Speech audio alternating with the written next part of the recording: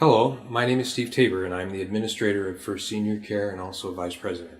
But I'm also a certified barrier-free lift installer. I've installed multiple systems myself. At this time, we'd like to do some review of the install procedures so that you have an idea of what is actually involved with being able to do a quality installation.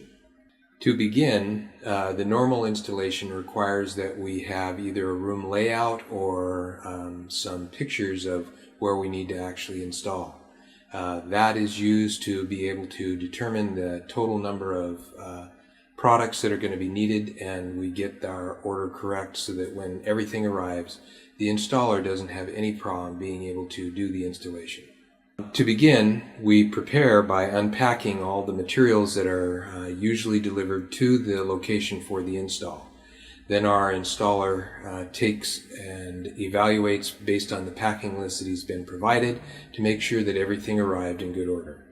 At this point, the rooms have been identified and subsequently the track is moved to the room in which the install will take place. Depending on the type of install, the number of pieces of track would be put in the actual rooms, and actually ceiling clamps and track clamps would also be included with that. At this point, he identified the attic access points, and subsequently he will be moving the unistrut and other saddle nuts and other equipment that he would need for being able to support the lift track above the ceiling. So at this point he has unpacked the materials, he's laid out the track, and so he's placing track clamps approximately every 2 feet along the track so that he knows exactly where above that, using a laser, he would be able to identify where in the attic he needs to put his unistrut. We use a vertical laser for that marking of the positions and then find the center, above the center of each one of the track clamps. And in this particular case, he uses a brad to identify that exact location.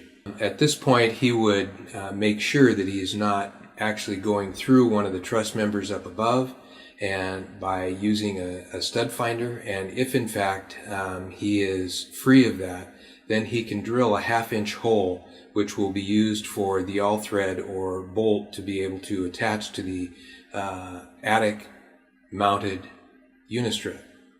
We usually use a Lexan rod or another rod to be able to identify the holes where that he has drilled in the ceiling so that he has a better idea of where he is in the attic.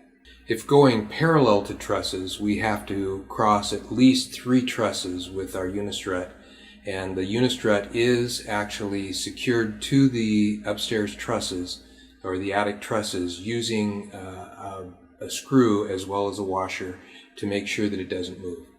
Once the all thread is dropped through the saddle nuts and the unistrut into the actual room, then he can go back downstairs and attach the ceiling clamps to the actual ceiling.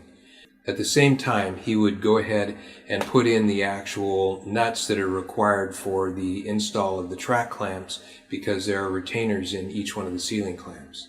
Once the track is raised, usually using parachute cord or a nylon strap with the cord lock, the track can be raised to the ceiling, and the install of the track clamps to the ceiling clamps is performed with a 10mm metric Allen wrench.